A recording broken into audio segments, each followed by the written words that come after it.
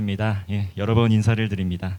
김호준 목사입니다. 먼저 이 세진교회에서 또 청빙설교를 할 수 있도록 인도해 주신 하나님께 또 영광을 돌려드리고, 또 이 모든 과정 가운데에서 세심하게 배려해 주신 청빙위원분들께도 감사의 말씀을 전합니다. 그리고 무엇보다 이 세진교회 온 교회 성도님들, 또 청빙 과정에서 얼마나 또 간절히 기도하셨는지요. 여러분의 삶 가운데 모든 청빙의 과정 위에 하나님의 크고 놀라우신 은혜가 함께하기를 주님의 이름으로 축원합니다. 이 시간 사랑의 마음을 담아서 우리 함께 인사해 보겠습니다. 사랑합니다. 축복합니다. 좌우로 인사하겠습니다. 사랑합니다. 축복합니다. 주님의 이름으로 사랑합니다. 축복합니다. 정말 교회에서 누릴 수 있는 특권 중에 하나가 정말 주 안에서 정말 사랑을 표현하고 감사를 표현할 수 있는 것 같은데요. 이렇게 교회에서 우리가 사랑하고 축복하는 삶을 살다 보면 또 가정에서도 이렇게 자연스럽게 또 알고는 있지만 또 우리 입으로도 표현할 수 있게 되는 것 같습니다. 오늘 본문 말씀은 로마서 8장의 말씀입니다. 이 로마서 8장 말씀 아마 여기에 있는 분들께서도 정말 좋아하시는 말씀일 것 같아요.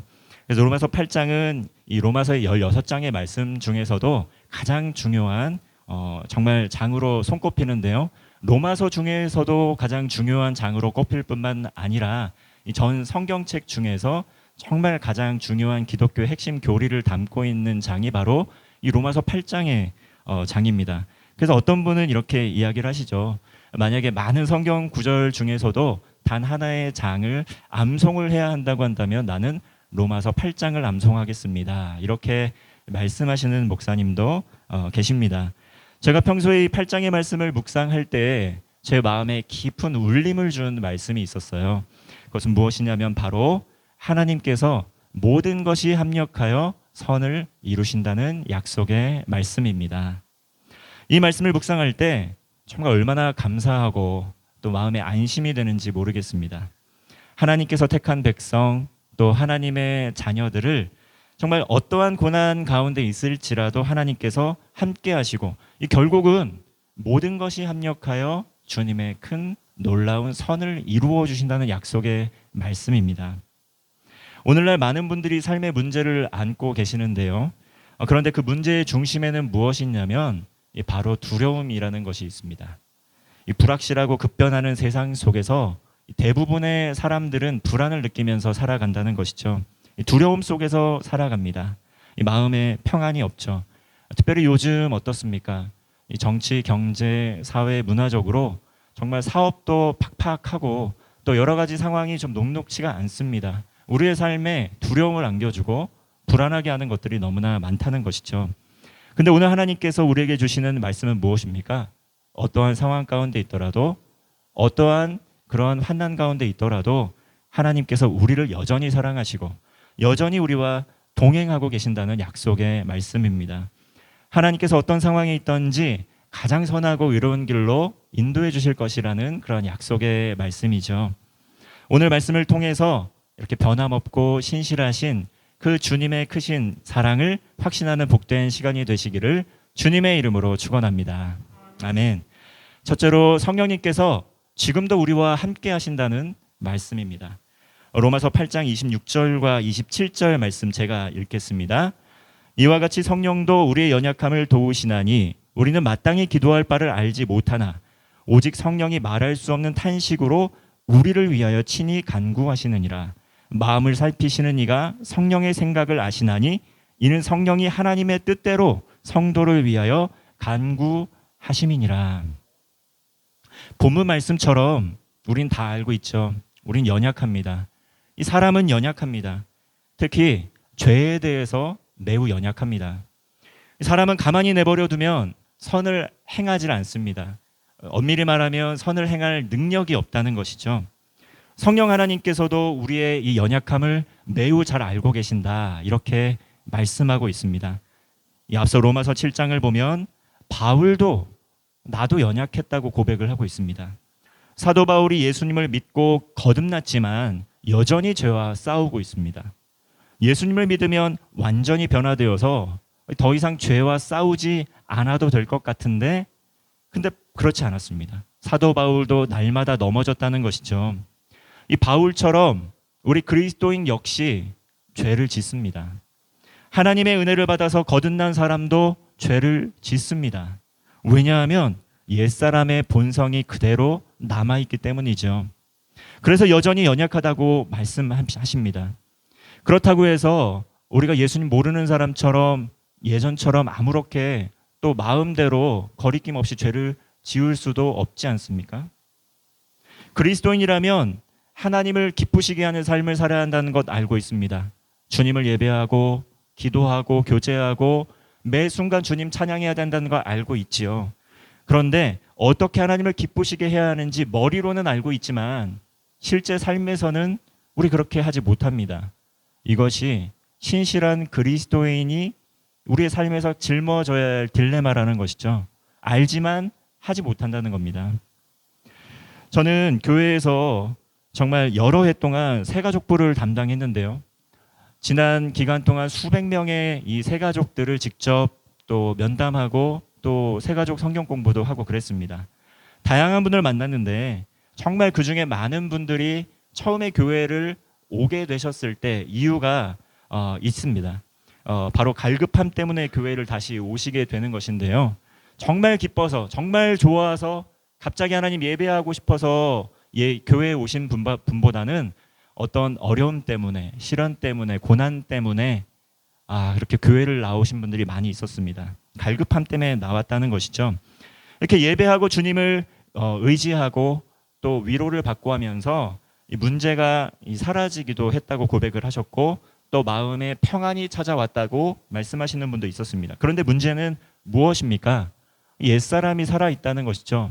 그래서 얼마 지나지 않아서 하나님을 의지했던 마음이 사라집니다. 문제가 사라지니까 이 하나님을 의지했던 마음도 사라지게 되는 것이죠. 그리고 오히려 마음으로 심한 갈등을 겪는 분들도 제가 많이 만나 뵀습니다. 그래서 무엇 때문에 그렇게 요즘에 마음에 또 갈등이 생기셨는지 여쭈어보면 이렇게 전에는 친한 친구들을 만나서 주일에 교제를 하곤 했는데 이제 예배를 나오다 보니까 이 시간에 이제 교제를 못 하게 되었다는 겁니다. 그러면서 친밀하게 지냈던 사람들과 좀 소원해지고 또 외로움을 느낀다는 것이죠. 그리고 또 직장에서 또 사업장에서 예전에는 조금 이 편법적인 것들 그냥 아무렇지도 않게 했던 것들이 이제는 좀 양심의 거리낌이 돼가지고 자꾸 불편해진다는 것입니다. 그런 분들 오히려 하나님을 믿고 나서 처음에는 좋았지만 시간이 지나니까 좀 불편한 게 많고 오히려 유익이 안 되는 것 같다. 이렇게 교회를 떠나는 분들도 봤습니다. 이 반면에 예수님을 믿고 불편한 것도 있지만 주님을 알게 된 이후에 나의 불편함보다 그 기쁨이 더욱 크다. 이렇게 고백하는 분들도 있었습니다.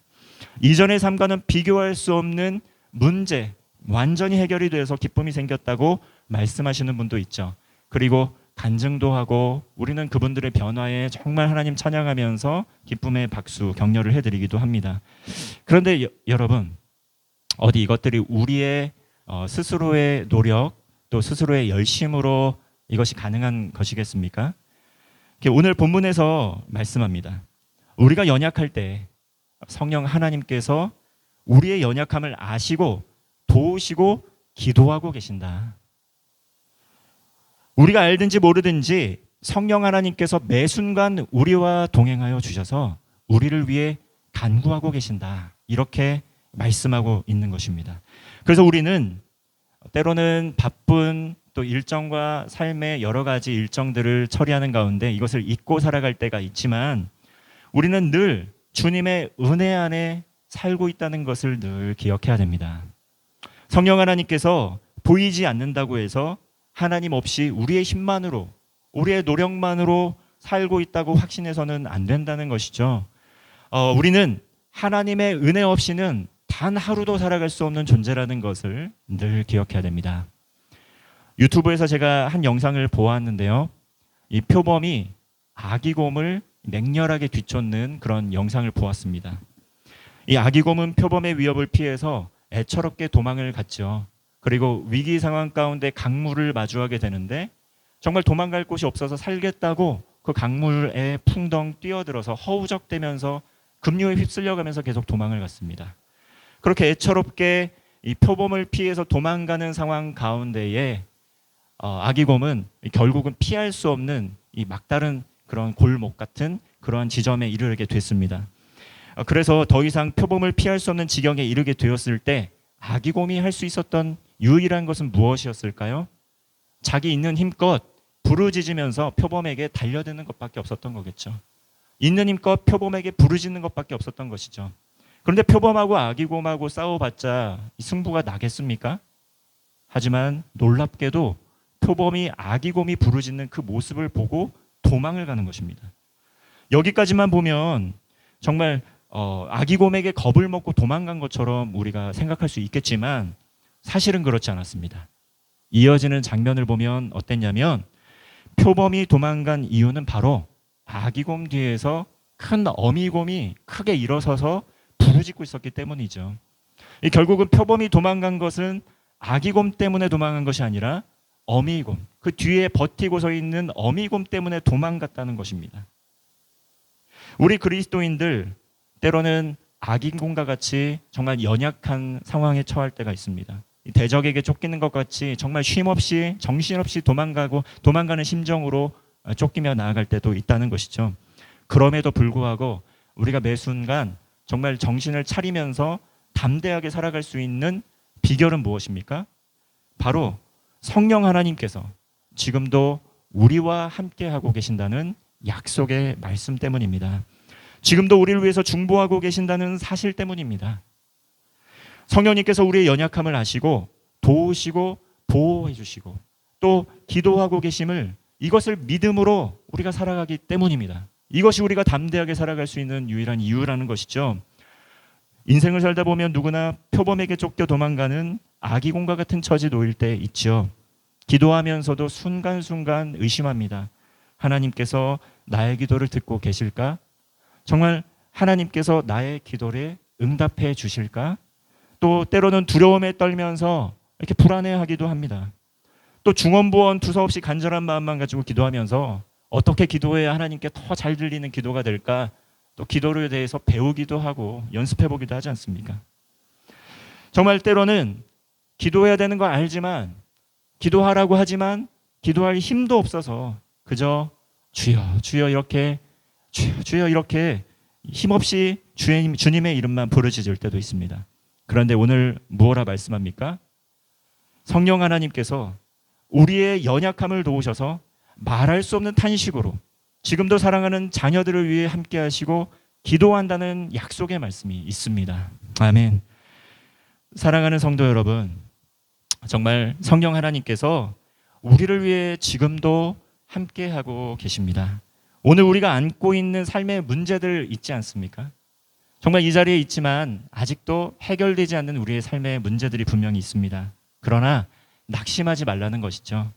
모든 두려움, 불안, 염려, 근심, 걱정, 우리의 모든 연약함을 주님께서 이미 알고 계시기 때문에 내가 알고 있기 때문에 맡겨드리라는 것입니다. 성령 하나님께서 지금도 말할 수 없는 탄식으로 사랑하는 자녀들을 위해 기도하고 계신다. 이것이 우리를 향한 오늘의 말씀이라는 것이죠.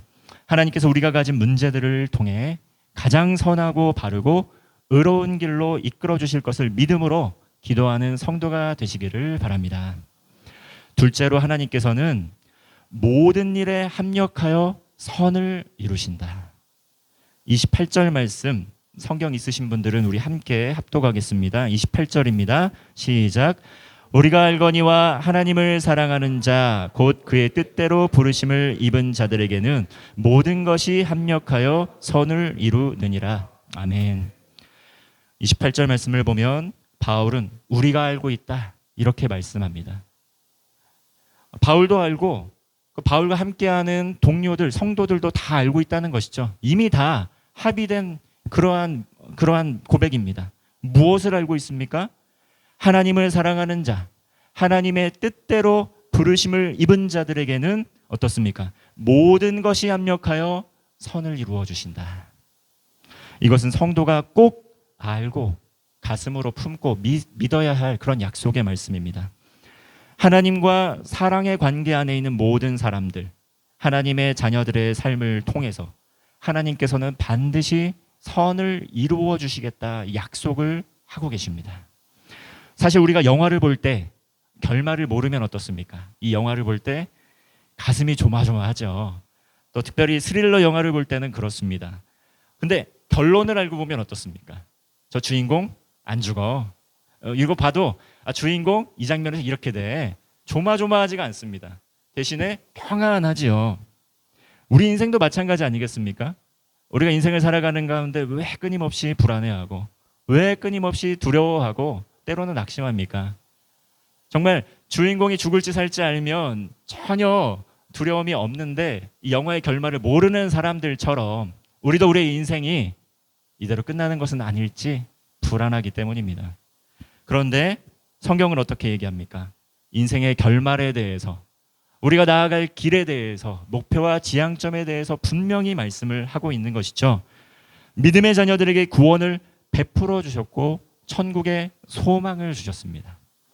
오늘 말씀처럼 또 특별히 하나님께서 그 하나님을 사랑하는 자녀들에게 어떻습니까? 모든 것이 합력하여 선을 이루어 주실 것이라고 특별히 또한 약속을 하고 계십니다. 근데 이 말씀은 세상 모든 사람에게 해당되는 말씀이 아니고 하나님께서 택하시고 부르시고 하나님 사랑하시는 하나님 자녀들에게 속한 말씀입니다. 사랑하는 성도 여러분, 우리 하나님을 사랑하십니까? 우리 하나님을 사랑하고 계십니까? 아멘. 하나님의 뜻 가운데 부르심을 받았다는 소명감이 있으신지요? 아마도 차고 넘치도록 있으실 것입니다. 그렇다면 하나님의 뜻 가운데 오늘의 약속의 말씀처럼 여러분의 삶을 통해서 하나님께서 반드시 모든 것이 합력하여 주님의 선을 이루어 주실 줄 믿습니다. 이제는 더 이상 하나님을 믿지 않는 사람처럼 우리가 이 사실을 의심하고 두려워하고 불안해하지 않고 이 약속의 말씀을 믿음으로 걸어가면 되는 것입니다. 이러한 약속의 말씀을 믿음으로 살아가는 하나님의 사람들, 어떤 유익이 있을까요? 매일의 삶에서 기뻐할 수 있다는 것입니다. 이게 바로 그리스도인들이 가진 특권 아니겠습니까? 그리스도인의 삶을 바라보게 될 때 상대적으로 굉장히 어려운 상황 중에 있는데도 기뻐하는 분들이 있습니다. 이거 어떻게 그렇게 할 수가 있습니까? 하나님께서 이 모든 상황을 합력하여 분명히 큰 구원의 계획으로 선으로 이끌어 주실 것이야 라면서 기쁨으로 살아가는 것 아니겠습니까? 또 그리고 매일의 삶에서 어떤 순간에도 낙심하지 않고 기도할 수 있습니다. 왜냐하면 하나님께서 지금 이 순간도 귀한 그런 순간으로 삼고 이끌어가고 계시고 있기 때문이죠. 그리고 모든 순간 또한 하나님의 은혜에 감사할 수 있습니다. 이것이 사도 바울이 했던 고백입니다. 항상 기뻐하라, 쉬지 말고 기도하라, 범사에 감사하라. 이것이 무엇이라고 했습니까? 너희를 향하신 하나님의 뜻이다. 하나님의 뜻입니다. 기뻐하고 기도하고 감사할 수 있는 것 하나님의 뜻입니다. 근데 왜 할 수 있습니까? 모든 것이 합력해서 선을 이룬다는 것이죠. 항상 좋은 일들만 이렇게 합력이 되어서 좋은 일이 되는 것이 아니라 우리 눈에 보기에 좋지 않은 일들도 하나님의 선을 위하여 합력하여 사용된다는 것이죠. 이러한 말씀의 이 예를, 이 모델을 보여준 것이 바로 성경의 창세기의 요셉이라는 인물입니다. 요셉은 총리가 되었지만 총리가 되기까지 얼마나 많은 아픔과 시련과 어려움과 고난이 있었습니까? 그 가운데 항상 하나님께 기뻐하고 또 기도하고 감사하는 삶이 없었더라면 총리가 될 수 없었다는 것이죠. 총리가 된 것으로 본인이 높아짐으로 끝난 것이 아니라 총리가 됨으로 말미암아 하나님이 또 가지고 계셨던 계획은 무엇입니까? 이스라엘 백성들의 구원이었다는 것이죠. 우리를 많은 사람들을 구원하기 위해 하나님께서 불러주셨다고 한다면 두려워할 것이 없습니다. 어떤 형편에 있든지 어떤 상황에 있든지 낙심할 필요도 없습니다. 그저 하나님께서 주시는 은혜를 가지고 기쁨으로 기도하며 감사하며 살아가며 된다는 것이죠. 비록 우리들이 보기에 좀 삶이 잘못되어 가고 있어 보일지라도 그렇다는 것입니다. 이런 하나님의 언약의 말씀을 알고 또 믿고 따라가는 우리들은 그 과정에서 생기는 두려움에서 자유할 수 있습니다. 근심에서 걱정에서 자유할 수 있습니다. 그러므로 바울은 이런 하나님 나라의 법칙을 알았기 때문에 우리가 지금은 이해할 수 없는 이러한 고백들을 하는 것이죠. 빌립보서 4장 12절에서 13절의 말씀을 보면 나는 비천에 처할 줄도 알고 풍부에 처할 줄도 알아. 모든 일 곧 배부름과 배고픔과 풍부와 궁핍에도 처할 줄 아는 일체의 비결을 배웠노라. 이어지는 말씀은 내게 능력 주시는 자 안에서 내가 모든 것을 할 수 있느니라. 바울이 이렇게 이야기했던 것, 주님을 따르면서 때로는 비천에 처했습니다. 비천하다는 말은 사회적으로 낮고 천한 상태를 의미하는 것이죠. 가난하고 보잘것없고 물질적으로도 도움받을 곳 없어서 정말 비참한 상태라는 것입니다. 사도 바울이 과거에 그랬다는 것이 아니에요. 지금 그렇다는 것입니다. 그런데 사도 바울이 예수님을 안 믿었더라면 어떻습니까? 제가 세가족 그 예를 들어드렸듯이 예수님을 안 믿었더라면 유대인 중에 유대인이고 정말 학식으로나 가문 배경으로나 혈통적으로나 모든 면에서 나무랄 것이 없는 뛰어난 사람이었던 것이 사도 바울이었다라는 것이죠. 그런데 아무런 부족함 없이 살 수 있었는데 요즘 말로 이야기하면 금수저였고 그냥 그대로 갔으면 기득권을 누리면서 쭉 풍부한 삶을 살 수 있었는데 그렇게 살지 않았습니다. 예수님을 만나고 나서 이 모든 것을 배설물로 여긴다고 하면서 주님을 따르는 길로 갔죠. 왜 그랬습니까? 정말 주님을 만난 기쁨이, 그 구원의 기쁨이, 은혜가 정말 컸기 때문입니다. 그렇기 때문에 오히려 이전의 것을 배설물이라고 고백하면서 그 주님을 따라가는 삶을 살았다는 것이죠. 그리고 이야기합니다. 모든 상황에 두루두루 처해 보았는데 내가 일체의 비결을 깨달았습니다. 주님, 그것은 바로 내게 능력 주시는 자 안에서, 주님 안에서 내가 모든 것을 할 수 있습니다. 하나님께서 우리를 비천에 처하기도 하시고 풍부에 처하기도 하면서 우리에게 가르쳐 주시는 것은 무엇입니까? 우리의 능이 아니라 하나님께서 하신다는 것을 가르쳐 주시기 위해서 이렇게 우리에게 모든 상황을 베풀어 주시는 것입니다.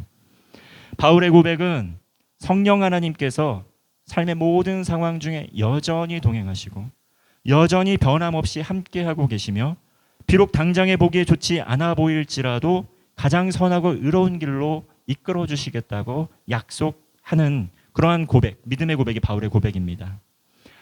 바울이 세상적으로 형통한 상황에 있다고 고백을 한 것이 아닙니다. 이 말씀은 바울이 또 감옥에 갇혀 있을 때 했던 고백입니다.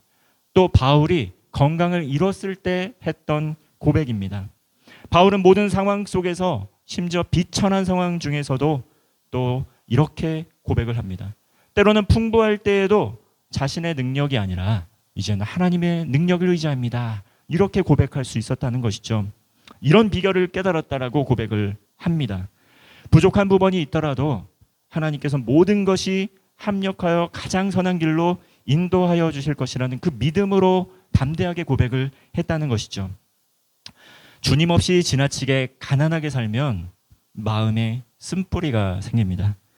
그리고 주님 없이 지나치게 부유하면 마음에 자만감과 또 교만함이 생겨나기 시작합니다. 그러나 주님과 함께하는 사람은 세상의 부와 명예가 없어도 주님 안에서 부요함을 누릴 수가 있습니다. 그리고 세상적인 부와 명예와 권력이 주어지더라도 하나님 앞에서 교만하지 않고 겸손할 수 있습니다. 왜냐하면 주님께서 맡겨주신 것임을 알고 있기 때문이죠. 우리의 삶을 선하게 이끄는 것은 우리의 상황이나 환경이 아닙니다. 하나님의 뜻을 구하며 하나님의 말씀을 믿음으로 어떻게 선택하느냐, 어떻게 반응하느냐, 이것은 우리에게 맡겨주신 것입니다. 사랑하는 성도 여러분, 지금도 성령 하나님께서 우리를 향한 온전한 계획을 가지고 우리의 삶을 인도하고 계십니다. 우리 각 사람을 위해서 알지 못할 때에도 그 선한 계획을 이루시기 위해 기도하고 계신다는 것이죠. 어떠한 상황과 형편에 있든지 모든 것이 합력하여 선을 이루실 그 하나님을 기대하며 믿음으로 사는 성도가 되시기를 바랍니다. 셋째로, 그러므로 우리는 넉넉히 이길 수 있습니다. 37절 말씀, 우리 함께 37절 말씀 함께 합독하겠습니다. 그러나 이 모든 일에 우리를 살아가시는 이로 말미암아 우리가 넉넉히 이기느니라. 아멘. 이길지도 모른다, 이길 수도 있을까, 이런 말이 아닙니다. 넉넉히 이긴다. 37절 말씀처럼 하나님을 사랑하는 자, 뜻대로 부르심을 받은 사람은 어떤 상황 중에 있든지 넉넉히 이길 수 있습니다. 그러므로 우리는 이미 사실은 넉넉히 이겼는데 자꾸 세상은 이겼다라는 사실을 계속 잊어버리게 합니다. 이 30절 말씀을 보면 또 미리 정하신 그들을 또한 부르시고 부르신 그들을 또한 의롭다 하시고 의롭다 하신 그들을 또한 영화롭게 하셨느니라. 이미 했다는 겁니다. 부르시고 택하시고 의롭다 하시고 영화롭게 해주셨다는 겁니다. 이미 다 완료됐습니다. 주님께서 사랑하시는 자, 뜻대로 부르심을 입은 자들을 정하시고 부르시고 의롭다 하시고 영화롭게 해주셨다고 말씀합니다. 여기서 주님의 택함을 받기 위해서 잘해야 된다. 잘하지 않으면 택함 받지 못할 수도 있다.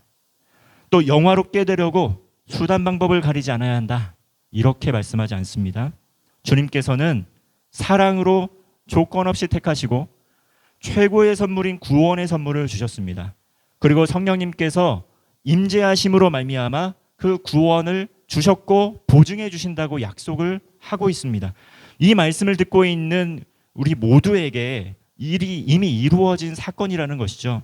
이미 하나님께서 하나님의 나라의 처소를 예비해 주셨고 영화롭게 해 주셨고 우리 인생의 결말은 어떻습니까? 그 하나님의 나라에 모두 다 들어가게 된다는 것이죠. 근데 세상을 살아가면서 자꾸 이것을 잊어버리게 합니다. 우리의 기쁨을 잊어버리게 합니다. 세상이 주는 염려, 근심, 걱정거리가 던져지고 마음에 뿌리를 내리기 시작하면서 자꾸 이것을 잊어버리게 한다는 것이죠. 바울은 우리가 이미 이겼다라는 사실을 믿지 못하는 우리들에게 5가지로 왜 우리가 이겼는지 다시 한번 말씀을 하고 있습니다. 31절 말씀을 보면 하나님께서 우리를 위하시면 누가 대적할 수 있나? 우리가 찬양을 했지만 여호와 하나님의 이름, 전능하신 하나님의 이름, 정말 창조주 주관자이신 그 역사의 주관자이시고 창조주이신 하나님이 우리 편인데 누가 우리를 대적할 수 있겠는가? 이거 잊지 말라는 것입니다. 하나님 우리 편이시면 아무도 대적할 수 없다는 것입니다. 현재 전 세계 패권 국가는 미국이고요. 이 미국이 관세 문제를 가지고 세계를 쥐락펴락 지금 하고 있습니다. 그래서 이 관세에 대해서 저항하는 나라들은 철저하게 보복을 당하고 있죠. 그래서 미국과 혈맥을 맺은 국가는 어떤 국가도 함부로 하지 못합니다. 세계 최강 대국이기 때문입니다. 세상 나라 법칙이죠. 강한 나라하고 함께하면 무시당하지 않는다. 근데 그리스도인들은 어떻습니까? 하나님의 자녀들은 어떻습니까? 전지전능하신 하나님께 대적할 수 있는 존재가 바울이 있는가 물어보는 겁니다. 없다. 감히 어떤 세상 나라가 세상 존재가 하나님과 맞서 싸울 수 있겠는가? 없다. 이렇게 말씀하고 있습니다. 그리고 32절 말씀을 보면 자기 아들을 아끼지 않고 모든 사람을 위해 내주신 하나님께서 아들과 함께 모든 것을 우리에게 주시지 않겠는가? 우리가 기도하면서 기도 응답이 잘 되지 않으면 하나님 날 사랑하지 않는가 보다. 그리고 나의 기도를 듣지 않는가 보다. 섣불리 결론을 내리긴 하지만 먼저 하나님께서 우리에게 가장 큰 선물인 그 주님을 십자가 대속의 은혜로 우리를 위하여 주셨다는 사실을 기억해야 됩니다. 정말 중요한 것, 정말 내 인생 전체와 바꿔도 얻지 못했을 뻔했던 그것을 우리를 위해 이미 주셨다라는 것. 그러므로 인생을 살아가는 가운데 우리가 구하는 모든 것들은 우리의 결핍을 채워주기 위한 하나님의 은혜라기보다는 하나님께서 주시는 선물이라고 생각하시는 것이 낫습니다. 이미 모든 것을 주셨는데 하나님께서 그때그때마다 주신 우리에게 선물을 주시는구나 라고 생각을 해야 된다는 것이죠. 가장 소중한 주님을 우리에게 주셨습니다. 그리고 33절 말씀을 보면 하나님께서 택하신 자를 누가 고발할 수 있겠는가? 하나님께서 택하시고 의롭다 하신 분 바로 하나님이신데 누가 고발할 수 있겠는가? 없다는 것이죠. 그리고 34절을 보면 누가 그 하나님의 사람을 정죄할 수 있겠는가? 없다는 것입니다. 이제 그리스도 예수 안에 있는 자에게는 결코 정죄함이 없다. 8장 시작하면서 말씀하고 시작합니다. 예수 그리스도 안에 있는 자에게는 결코 정죄함이 없다. 왜냐하면 생명의 성령의 법이 바로 죄와 사망의 법에서 너를 해방하였다. 우리가 앞서 이야기했던 성령 하나님께서 우리와 함께 하시고 동행하시고 우리를 위해 기도하시고 하는 이유는 무엇입니까? 죄와 사망의 법에서 해방된 너희가 다시 죄와 사망의 굴레에 넘어가지 않도록 우리에게 계속해서 중보하시고 기도해 주시고 상기시켜 주시는 것이죠. 우리가 예비되어 있는 처소는 하나님 나라입니다. 우린 지옥 갈 지옥의 자손들이 아니라 천국에 들어갈 하나님의 백성들입니다. 그런데 넉넉히 이겼음에도 불구하고 자꾸 세상에서 패배자로 패배하는 것으로 우리를 속이고 있다는 것이죠. 그러므로 사도 바울은 이야기합니다. 결코 이 사랑에서 끊어낼 수 있는 사람, 끊어낼 수 있는 존재는 없기 때문에 의심하지 말라는 것이죠. 우리 38절과 39절 말씀 함께 읽겠습니다. 38절과 39절입니다. 시작. 내가 확신하노니 사망이나 생명이나 천사들이나 권세자들이나 현재일이나 장래일이나 능력이나 높음이나 깊음이나 다른 어떤 피조물이라도 우리를 우리 주 그리스도 예수 안에 있는 하나님의 사랑에서 끊을 수 없으리라. 아멘. 무엇이 우리를 향한 주님의 사랑에서 끊을 수 있다라고 얘기합니까? 환난입니까? 공고입니까? 박해입니까? 위협입니까? 칼입니까? 비천입니까? 오늘 말씀합니다. 우리를 향한 주님의 사랑에서 끊을 수 있는 것은 아무것도 없다. 그 어떤 것도 그 누구도 우리를 향한 주님의 사랑에서 끊을 수 있는 것은 아무것도 없다라고 말씀을 하고 있는 것입니다. 하나님께서는 하나님의 자녀들을 조건 없이 있는 그대로의 모습으로 우리를 사랑하십니다. 부모와 자녀의 관계를 생각해 보면 이해가 더 잘 됩니다. 자녀를 향한 부모의 사랑 어떻죠? 잘나도 나의 자녀, 못나도 나의 자녀입니다. 건강해도 나의 자녀, 자녀가 또 장애가 생겨도 나의 자녀, 가장 사랑하는 나의 자녀, 나의 자녀입니다. 무엇으로 부모와 자녀의 관계를 끊어낼 수 있습니까? 어떤 것도 부모와 자녀의 관계를 끊어낼 수가 없습니다. 말로 협박한다고 끊어집니까? 말로 끊어낸다고 이 관계가 끊어집니까? 법적으로 끊어지는 관계도 아니라는 것이죠. 그런데 하나님과의 우리의 관계는 왜 이렇게 얄팍하게 우리가 생각을 하는지. 하나님과의 우리의 관계는 부모와 자녀의 관계를 뛰어넘는 관계입니다.